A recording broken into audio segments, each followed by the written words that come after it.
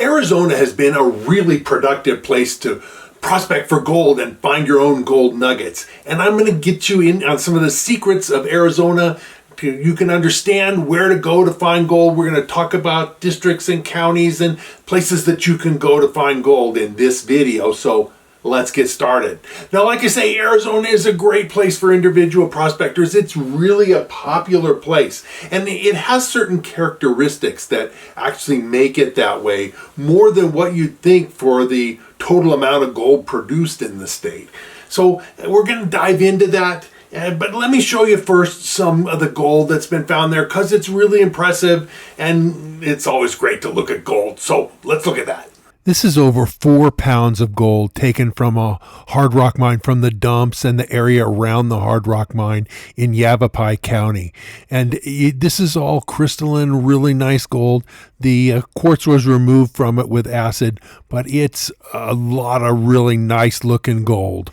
This is a jar with over 11 ounces of small nuggets that were all found with a metal detector by a guy in Arizona.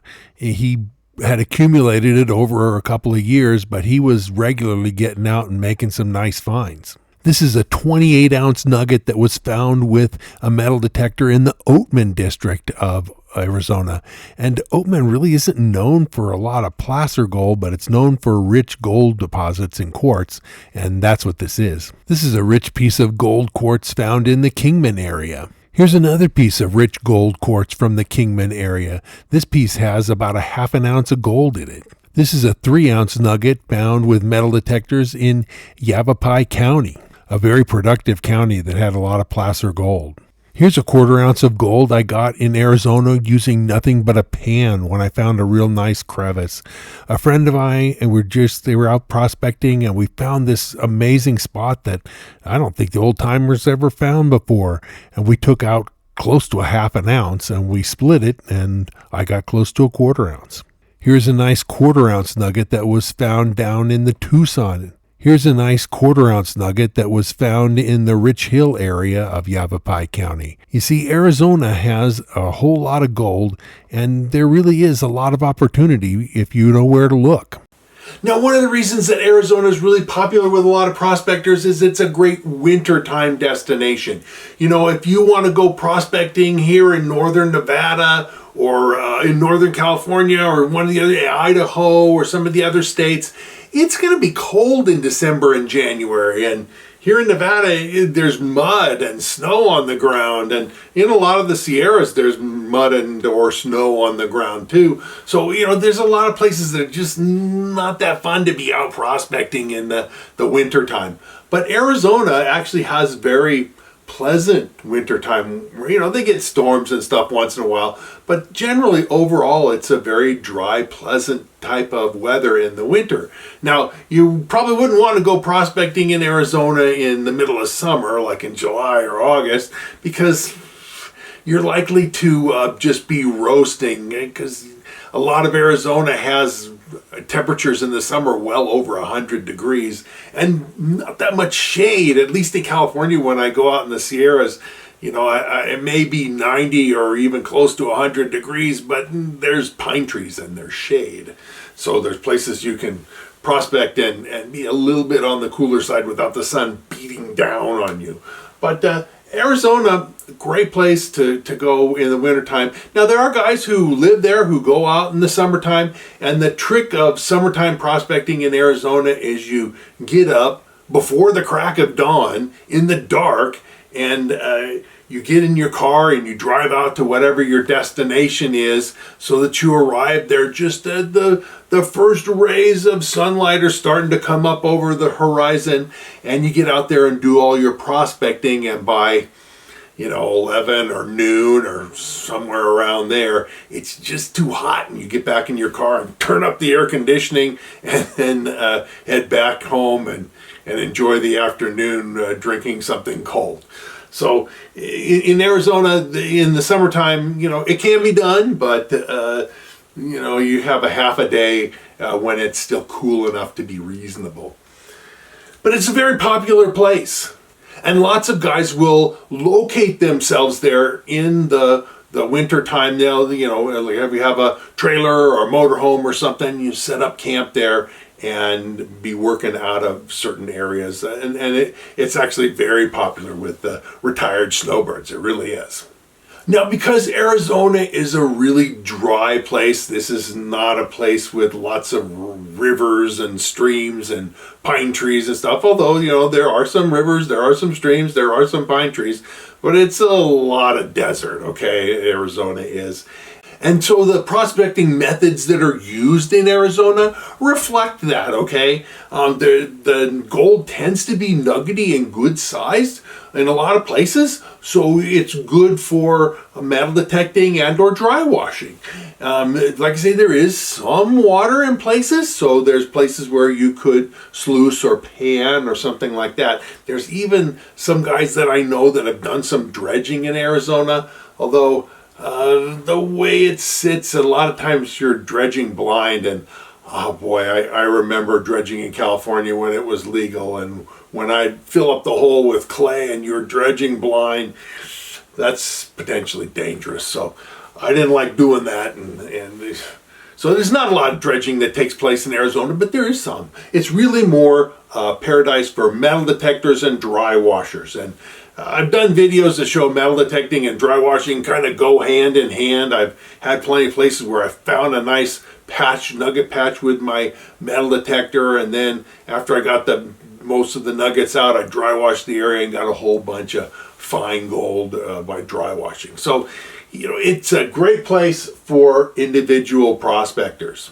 Now, there are actually 87 known districts that have produced known amounts of placer gold in Arizona, and that's a lot. I mean, that's a lot of different mining districts that have produced practice. And one of the things about these districts is that they're usually not just a small area. They may be a whole mountain range that stretches for 20 miles and 10 miles wide and 20 miles long. And in various drainages throughout that area, you may find gold. So 87 districts, and some of them are really big. So, there's a lot of area in Arizona that's open to prospectors. And these 87 districts have produced a recorded amount of about 560,000 ounces of gold. Now, 560,000 ounces of gold, that's obviously nothing to sneeze at, but it's small compared to a lot of the other western U.S. states. And in fact, among the western U.S. states, Arizona is actually tied for 9th with New Mexico. And so you'd think, well, that's not a lot. A lot of other states have produced a lot more. Well, but the difference is that in California, there's been a lot of big commercial operations that have produced huge amounts of gold. I'll give an example. The LaPorte district in Plumas and Sierra County has produced more than 6 times what all of Arizona has produced. And that's just one district in California. It's a big district, but it produced so much because there's just huge hydraulic mines all over the place, big commercial operations that operated for decades in the 1800s and produced huge, vast amounts of gold. And so that's why one district has produced so much. But in Arizona, although you have 87 districts, none of them have really had that kind of large commercial factor. Yeah, there's been some dredging and a few other things in Arizona, but the vast majority of the gold, the placer gold produced in Arizona, has come from individual prospectors because it's so widely scattered. I mentioned the districts can be huge. Well, when they're widely scattered like that, it's really better for the itinerant prospector or the individual who goes around and tries different places and samples, and there's still good gold to be found in Arizona. And that's a lot of why, because there hasn't been these commercial operations and it's spread around over a large area. Now, Arizona also has some really cool lode mines, and there've been, lode mine production. The 560,000 ounces is placer, but it's produced a lot of lode. And some of these areas that are lode mines, that are principally gold-related lode mines, are really good for metal detectors and sometimes even for dry washing. I've seen dumps that have so much gold in them, it's worth dry washing the mine dump. But I've never done a lot of lode prospecting in Arizona, but I know guys who have, and I certainly have done it in California and Nevada and had success. And so there's great potential with some of the lode mine areas in Arizona. Now, the big production of lode gold from Arizona has come mostly from the copper mines. Arizona is a huge copper producer, has a number of very large open pit copper mines, and has been doing that for, well before the turn of the century, back into the 1800s. So you have a lot of production from these copper mines, and even though the bulk of the production is copper, they produce a little tiny bit of silver, a little tiny bit of gold, but the production is so huge that the little byproduct gold adds up to quite a bit, especially over long periods of time. Now, historically, Arizona has been a great place, like I say, now for snowbirds and retirees and other folks that live there to go out and prospect and look for gold.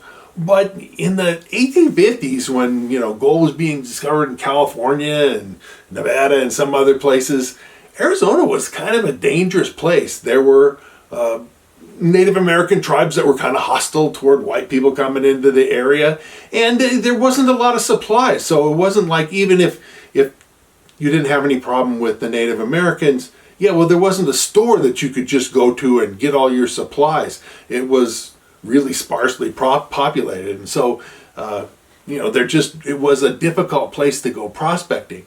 But there were a few finds made in the Dome area. There was a really nice find made.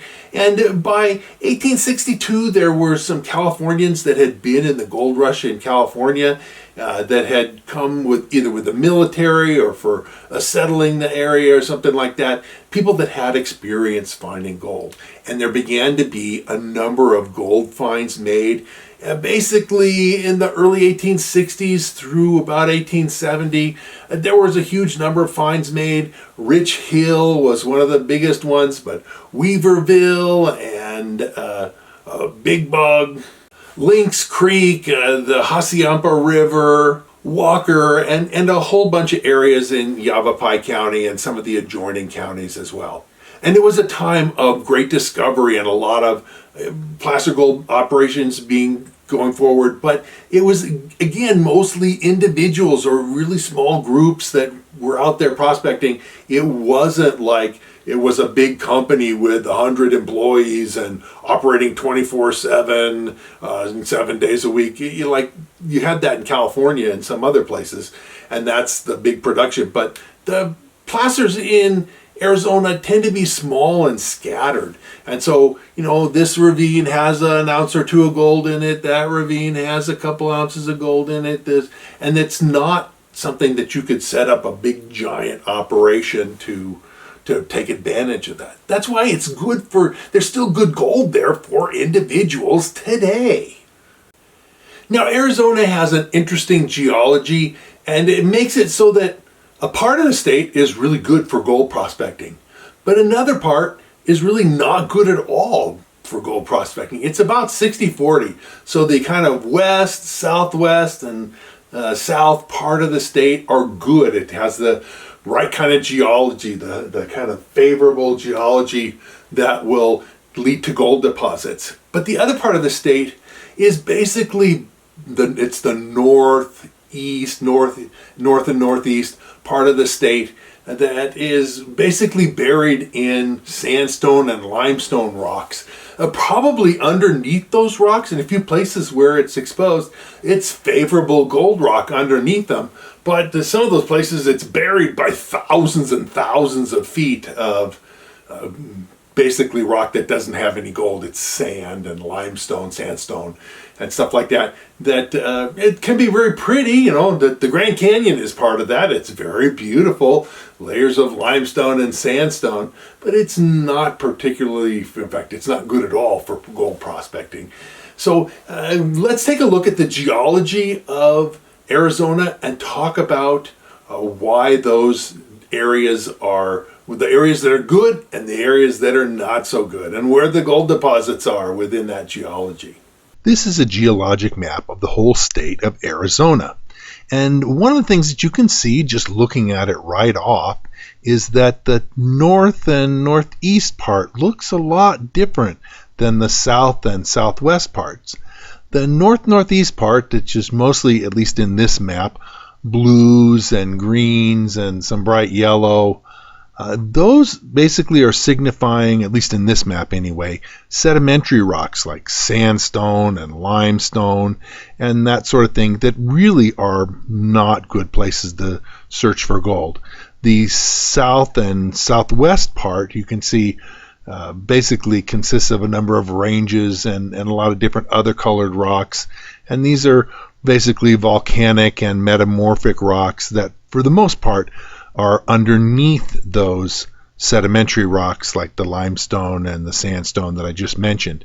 And so the rocks underneath are the ones that are older and have the greater potential for gold, and the sedimentary rocks, yeah, not so much. Now let's look at a map of the gold deposits of Arizona, and this is both placer and hard rock, and it shows that it matches the geologic map perfectly. So here you can see all the gold mines that have been productive in the state of Arizona, all marked on there by a little yellow dot. And you can see that it corresponds just exactly as the geologic map showed. The south and southwestern part of the state have lots of gold mines, especially there, a big clump in the middle around Yavapai County. And then the north and northeast part of the state of Arizona, there's virtually nothing there except one very small yellow dot in the middle at the top. I don't know what that is. But in any case, the bulk of the production and virtually all the production came from the south and southwest part of the state.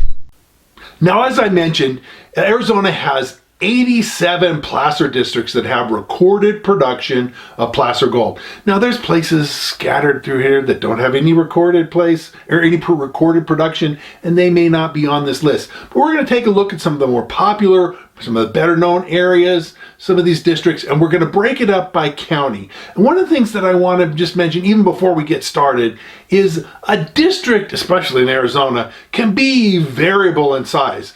Don't think of it as like, well, here's a dot on the map and maybe for a half a mile around there may be gold. No, a district may be a mountain range, and you may find gold up and down that range for 20 miles. And so you got to think of it in a bigger scale. Some of them are small, like I mentioned, but others of them, like I say, take up a whole mountain range.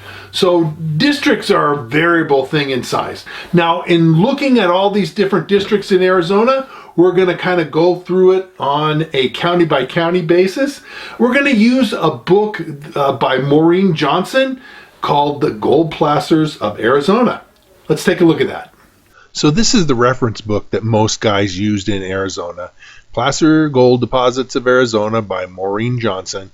Now, you can buy this in a bunch of places. You want to buy a paper copy, great, no problem.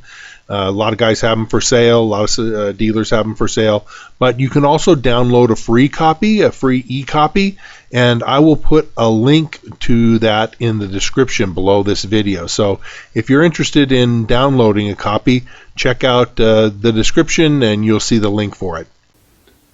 And we're actually going to use her map too. We're going to start with Mojave County. Let's take a look at Mojave County.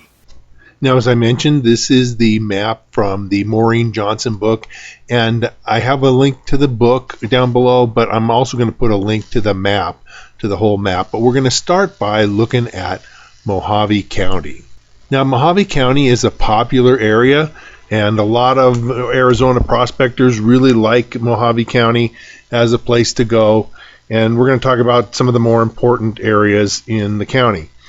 The Chemichuvas, I'm probably mispronouncing that name, I'm sure. It's also called the Gold Wing or the Mojave Mountains District. It's number 27 on Maureen Johnson's map. Is an area down near the Colorado River. You have to be careful to stay off of any private property or any noted BLM, recreation areas and that kind of stuff where you're not allowed to prospect. But this is an area I want to point out closely associated with Precambrian metamorphic rocks, that is schist. And on the geologic map, and also put a link to the geologic map of Arizona, you can look that all over this area of Mojave and Yavapai and some of the other counties, this Precambrian metamorphic rock is associated with veins that have gold in them.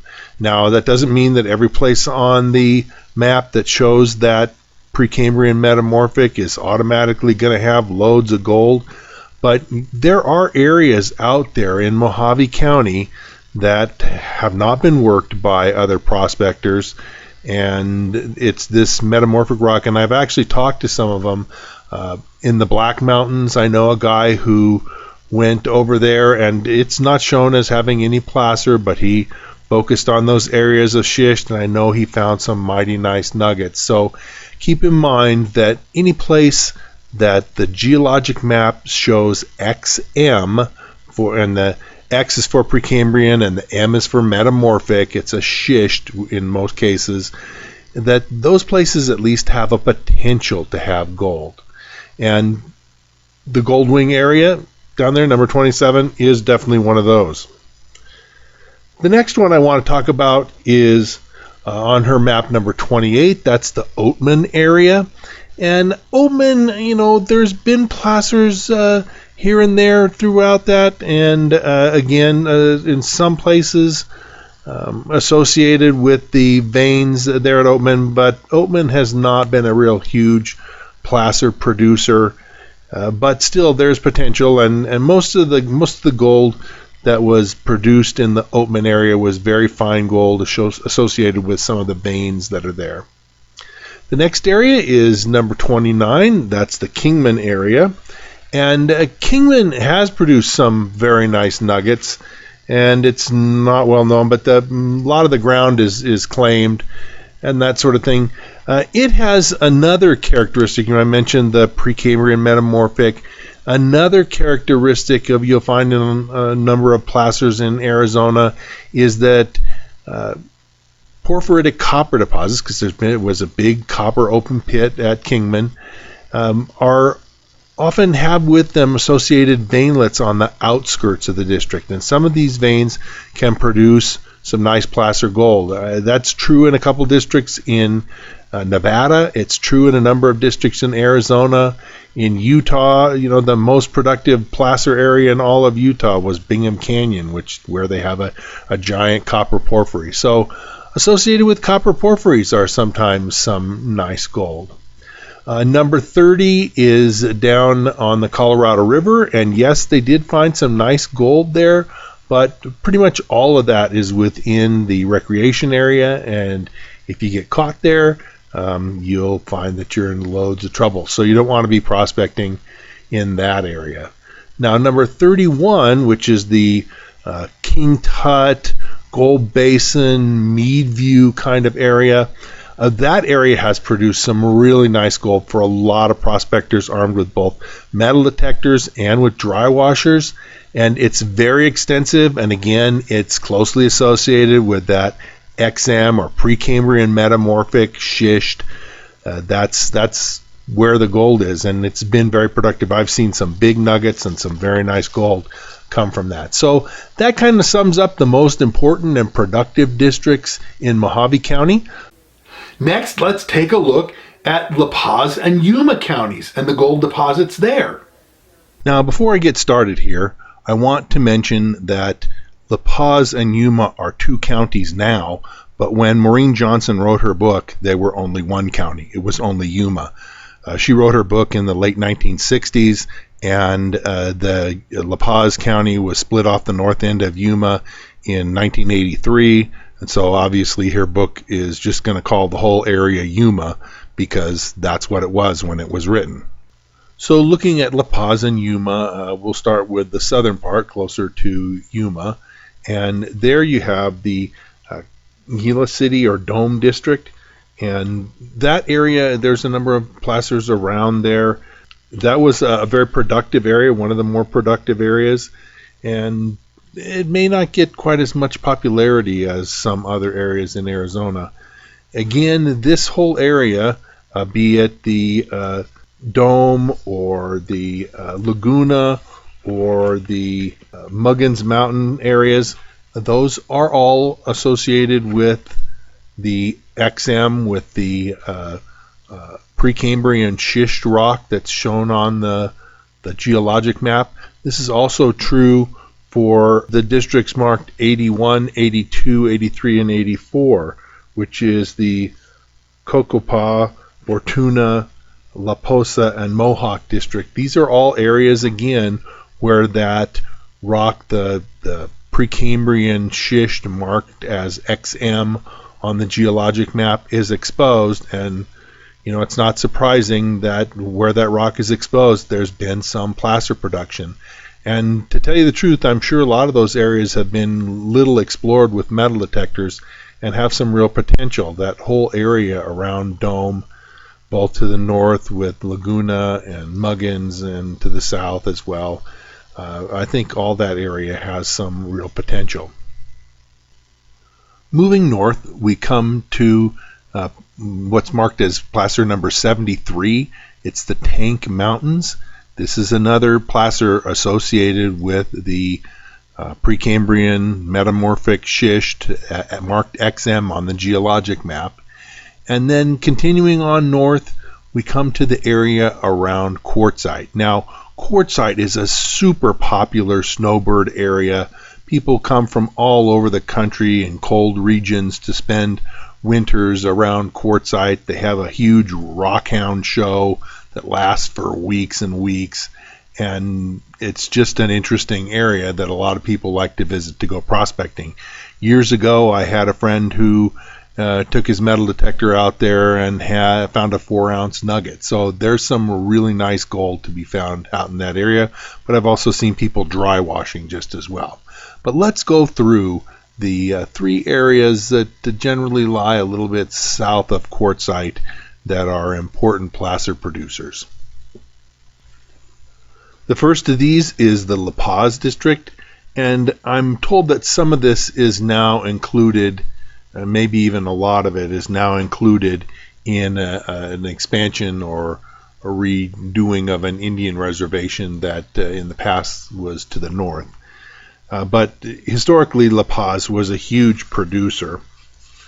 The next one, marked as 78 on the map, is the group of placers called La Cholla, Middle Camp, and Orofino. And these were also, they remain to be very popular. They're generally south of Quartzsite and located on the east side of the Dome Rock Mountains. Finally, the Plumosa district area, located on the west side of the Plumosa Mountains, has also been very productive. All of these districts that are south of Quartzsite spread out over a long ways. This is not just areas where 1 or 2 little ravines have yielded gold. It's a number of mountain ranges, and the gold is widespread over large areas. There's a lot of claims out here, but there's also a lot of club claims as well. And as I mentioned earlier, one of the ways to get started, if you don't already have claims or know people, is to join a club and become part of that. So that's it for Yuma and La Paz counties.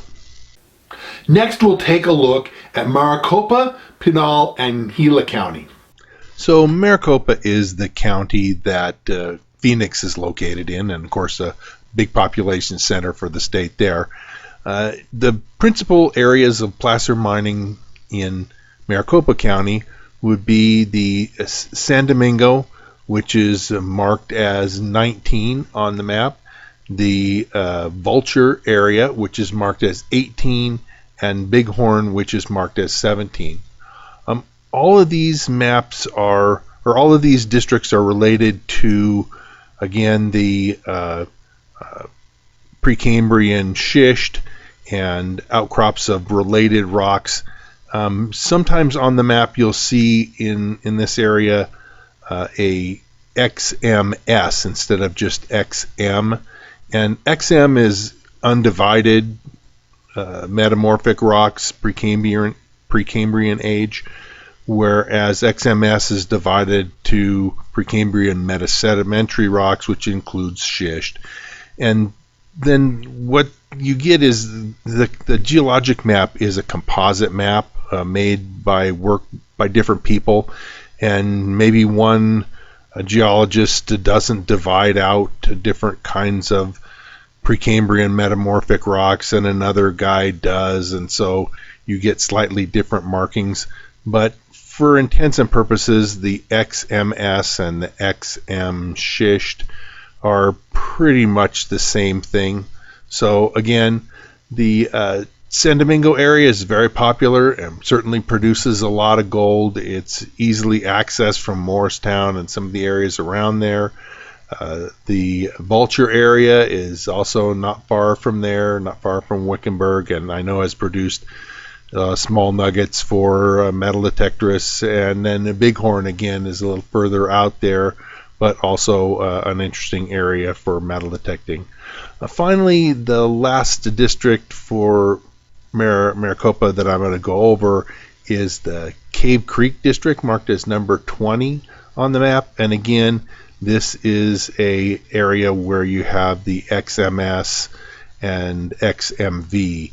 XMS is Precambrian metasedimentary, and the XMV is Precambrian metavolcanic rocks.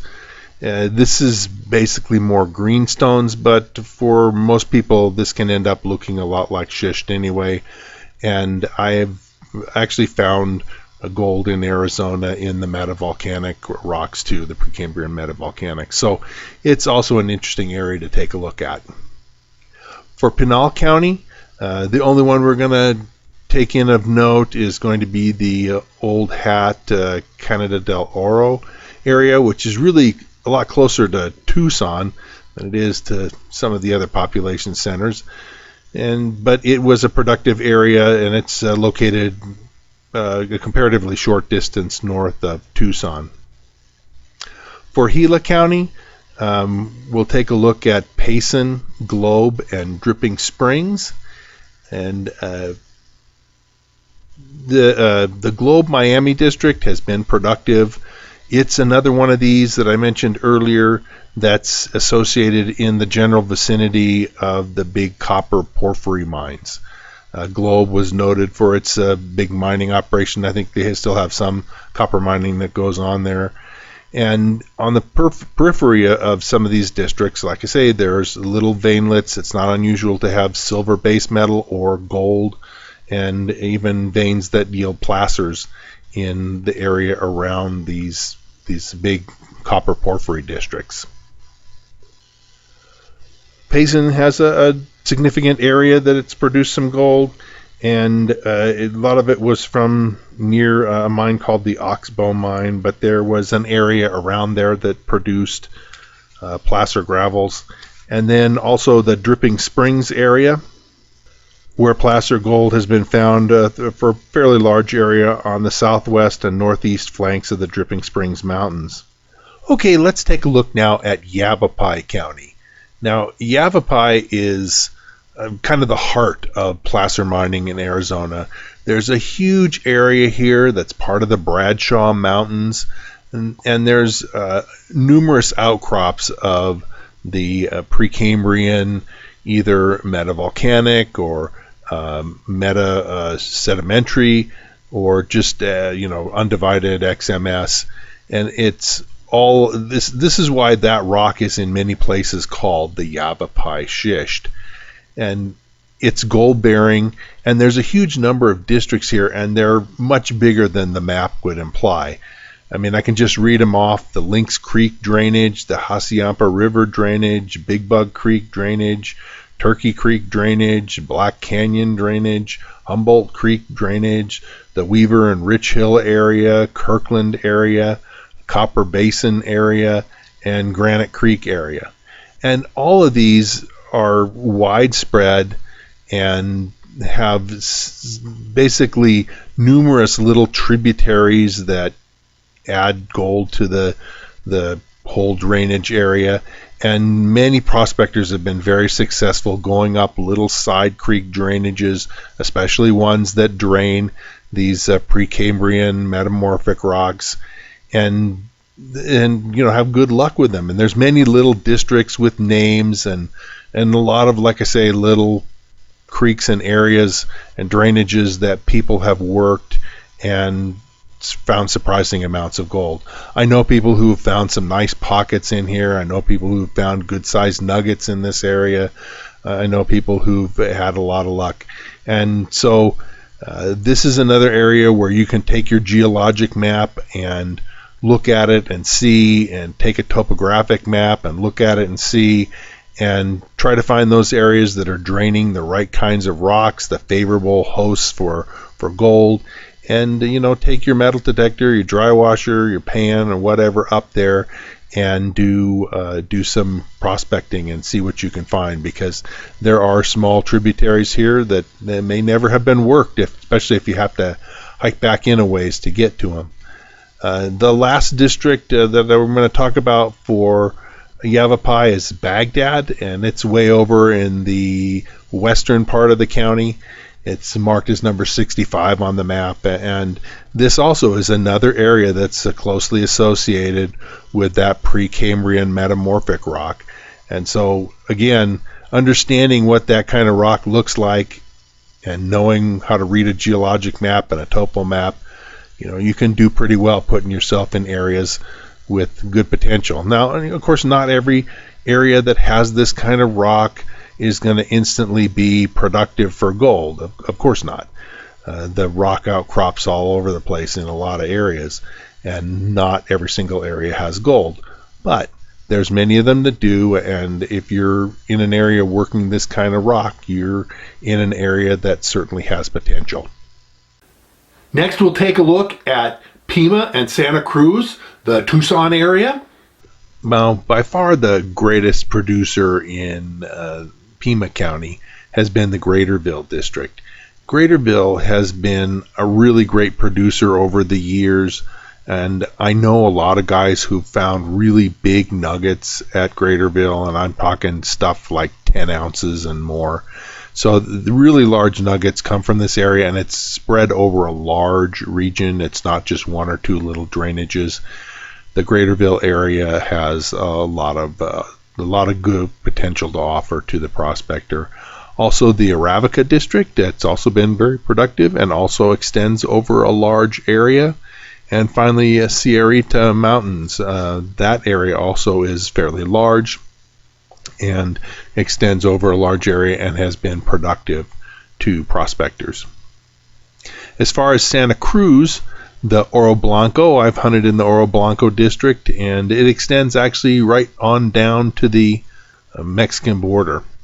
And if you get down there too close to the border, got to watch yourself, make sure, because some not so great stuff happens down there. Nogales, Patagonia, and the Tyndale Harshaw area has also been productive as well. So this whole area around Tucson has been quite productive and is of great interest to the prospector. And there's a number of clubs down here in the Tucson area as well. And finally, we'll take a look at Cochise, Graham, and Greenlee counties. These are lesser productive counties, but still there's some gold there that you might be interested in. So the most important placer in Cochise County is the Dos Cabezas district, and here a number of drainages and ravines that drain both the north and the south flank of the Dos Cabezas Mountains have been found to contain gold, and a number of people have worked this area, and there's been some good gold found here, and it's historically been a decent producer, a good solid producer.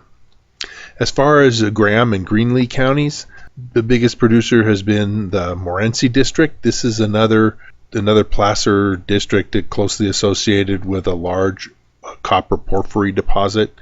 Morenci's been worked for copper for many, many years. And again, these placers are kind of in the periphery in a number of streams that are nearby and close to the main body of copper ore there. And then downstream, the San Francisco River, this is another placer area, and gold here occurs on benches and in old river gravels along the San Francisco River. Now, a lot of folks are interested in prospecting in Arizona, and to be honest, there's a lot of claims by individuals and groups. There are some set-aside areas like Lynx Creek where you can pan, and there's not claims allowed, so anybody can pan there in these set-aside areas. Anybody can prospect there. So there are areas that you can go, but what I recommend is joining a club. If you join a club, you're going to get access to a whole lot of ground.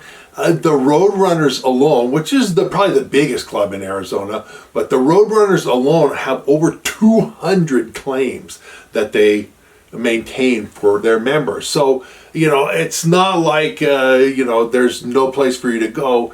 200 claims just by joining the Roadrunners will get you land that has good gold on it, and they put their claims on areas with good gold. And like I say, in Arizona, it's a lot scattered around. So, it's a good idea to join these clubs. Not everybody agrees with me. Some people think, I just want to go off on my own. But, with 200 claims, you go off to one of their claims, you're probably going to be alone, okay? Even though it's a club claim. So think seriously about joining a club and getting access to ground that you can have fun and go find some gold on.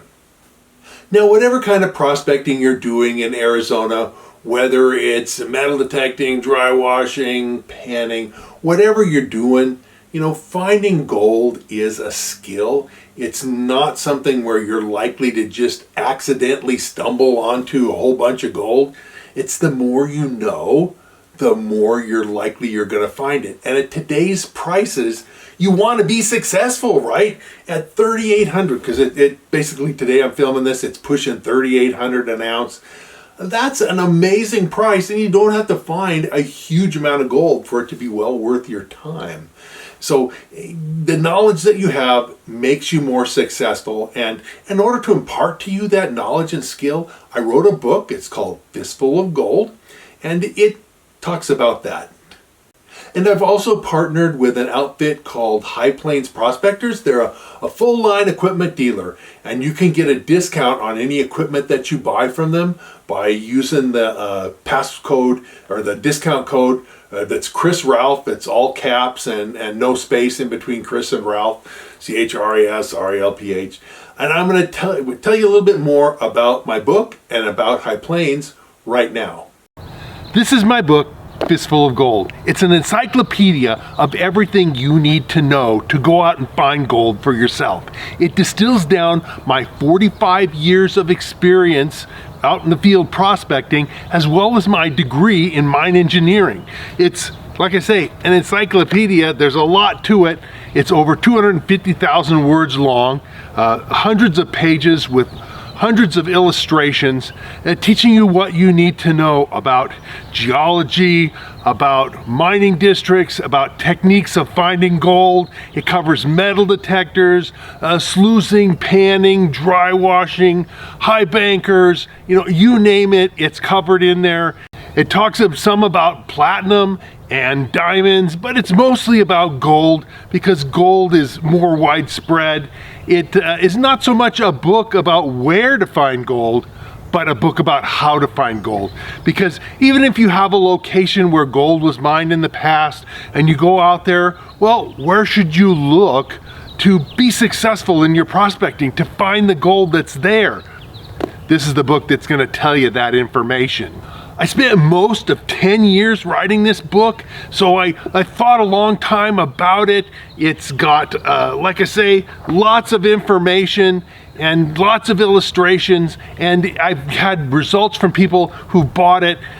It's available on Amazon, but I recommend buying it through High Plains Prospectors, and I'll put a link in the description for buying this book through them. They have a better price than Amazon, and I have a special deal that I'll tell you a little bit more about, where you can get a 5% discount from the price even with that. On Amazon, the book rates a 4.7 out of 5, which means that of all the people that have bought it, they've been really highly satisfied, and I think you, if you buy my book, will be just as highly satisfied as well. Now let's talk a little bit more about High Plains Prospectors. They're a prospecting shop, a mail order prospecting shop that I've partnered with. The deal is that I can get you a 5% discount, a coupon code, and I'm going to put the code to that right here. It's just Chris Ralph, all caps with no space between Chris and Ralph. You put that in there as a discount code, and you'll get 5% off their already really good prices. I think it's a great deal where you win by getting a discount. I get a little percentage of that, and they get new business. So if you need prospecting supplies, High Plains is really the way to go. And I'll put information, like I say, in the description more about how you can work with them, because I'm working with them. They really are great guys, a great company.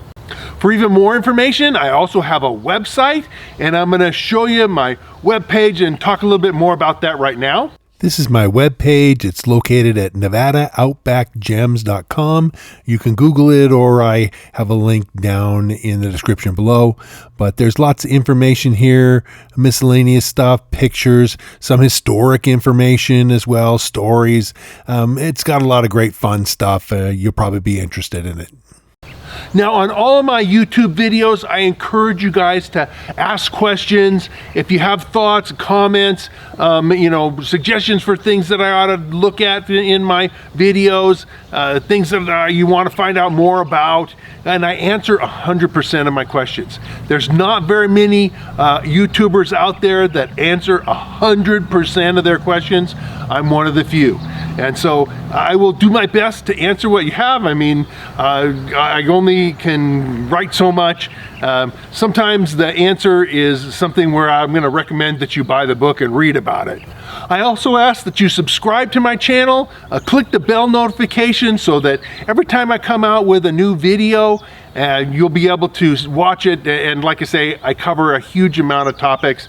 I also have 250 videos that I've already done. And so you can go back through my catalog of videos on YouTube. I'm sure there'll be many videos there that you'll want to take a look at, especially if you have any interest in gold or platinum, diamonds, gemstones, geology, and that sort of stuff.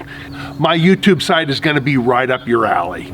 So I'll see you again real soon. We'll be out in the field and back in the office at the whiteboard, and whether we're looking at gold or platinum, diamonds, gemstones, or other interesting geology, it's going to be fun. You're going to enjoy it, and we'll see you again real soon.